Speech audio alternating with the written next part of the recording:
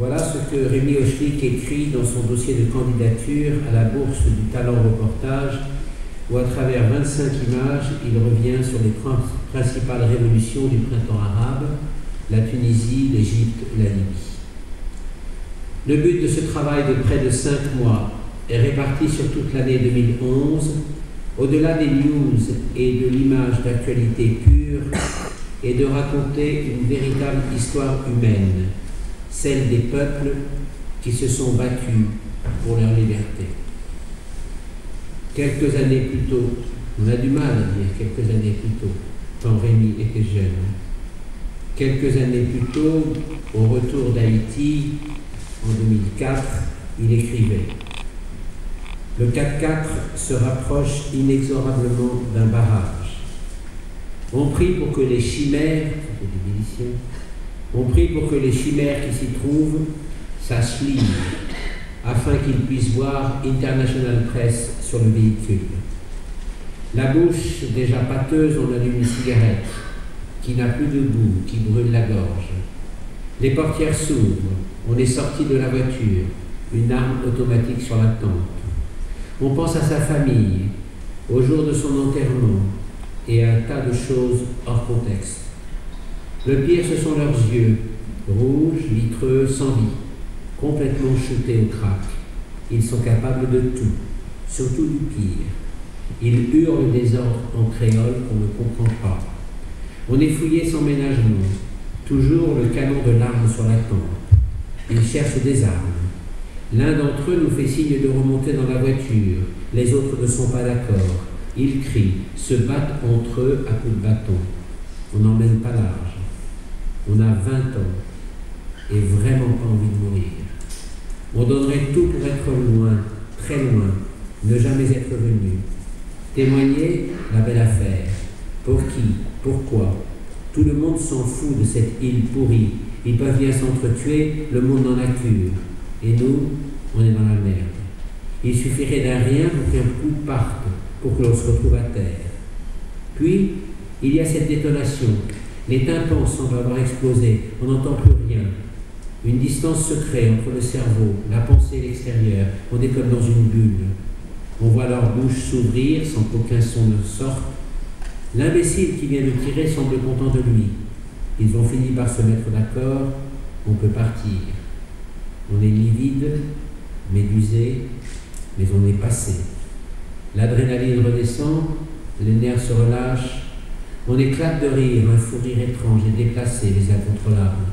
Le cœur commence à retrouver un rythme plus régulier quand, au loin, on aperçoit un autre barrage. Ce soir-là, en revenant du nord du pays, sur la route Saint-Marc-Port-au-Prince, on a croisé 6 barrages semblables à celui-ci. Plus de 3 heures pour parcourir 5 malheureux kilomètres. On pense à cette étrange dualité que crée la guerre. On vient de vivre des instants terribles, pendant lesquels on aurait vendu les êtres les plus chers pour être loin de cette merde. Et pourtant, nous voilà, à peine sortis d'affaires, avec une seule envie, une seule idée fixe, y retourner. Encore et encore, sentir cette peur à nouveau, cette montée d'adrénaline si puissante. La guerre est pire qu'une drogue. Sur l'instant, c'est le bad trip, le cauchemar. Mais l'instant d'après, une fois le danger passé, on meurt d'envie d'y retourner prendre des photos, en risquant sa vie pour pas grand-chose. Il y a une sorte de force incompréhensible qui nous pousse à toujours y revenir, la force des photos à faire. Robert Capa, mort en Indochine en 1954, disait aussi « Les photos sont là, il ne te reste plus qu'à les prendre. Et si la photo n'est pas bonne, c'est que tu n'étais pas assez près. » Robert Capa, qui avait été intronisé par le Picture Post comme le plus grand photographe de guerre du monde en 1938 pour ses clichés sur la guerre d'Espagne. Comme Robert Capa, Rémi Hochlik aura compris toute l'ambiguïté de cette force incompréhensible dont il parlait. Pour qui? Pourquoi? Il aura connu ce double sentiment d'impuissance et du devoir de témoignage qui pénètre le photographe de guerre. Robert Capa encore. Ce n'est pas toujours facile de rester à part et d'être incapable de rien faire, sinon d'enregistrer la souffrance autour de quelqu'un. Rémi Hochlik savait lui aussi que la guerre, c'est comme une actrice qui vieillit, de plus en plus dangereuse et de moins en moins photogénique. Robert Capa encore. Quand j'étais adolescent, j'admirais déjà ces gens qui façonnent au péril de leur vie notre mémoire, notre regard sur le monde, notre mémoire future. Comme Jean-Pierre Pedrazzini, que l'on vient d'évoquer, mort de ses blessures à 29 ans, pour avoir couvert en plein centre de Budapest l'insurrection hongroise de 1956. Comme Gilles Caron, disparu en 1970 à l'âge de 30 ans, avec deux de ses confrères, sur la route qui relie Phnom Penh à Saïgon. Comme Lucas Deloga, mort à Tunis il y a 1 an, et tant de ses amis sont ici, dans cette salle, et qui savent à quel point nous avons tous été bouleversés par cette mort.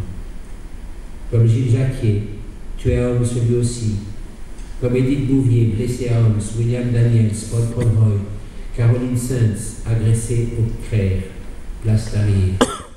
Tous ces journalistes français, comme aussi l'américaine Marie Colvin, qui paient de leur vie ou de leur intégrité physique leur indispensable mission de témoignage. Rémi Hochlik s'était formé à la photographie à Levallois-Perret à l'école Icare Photo. Il avait fait ses débuts à l'agence Vostok Press. Sa couverture de la guerre civile haïtienne de 2004 lui vaudra la pleine reconnaissance, à 21 ans à peine, de toute la profession, à Visa pour l'image, le si remarquable festival du photojournalisme de Perpignan. Après avoir cofondé IP3 Presse en 2005, il couvre la guerre civile au Nord Kivu, en République démocratique du Congo, Haïti de nouveau en 2010, la révolution tunisienne l'année dernière, la révolution égyptienne, la chute du régime du colonel Kadhafi en Libye, qui lui vaut son prix au World Press Photo de 2012. Son parcours s'est arrêté, comme on le sait, à Homs, en Syrie, où la répression par la terreur s'accompagne de l'assassinat bien calibré de ceux qui incarnent la liberté de la presse. J'ai tenu à être avec vous aujourd'hui pour exprimer toute ma solidarité à sa famille, à ses proches, à sa compagne, à ses collègues et à toute une profession dont il aura si fortement incarné la noblesse et le besoin que nous avons d'elle.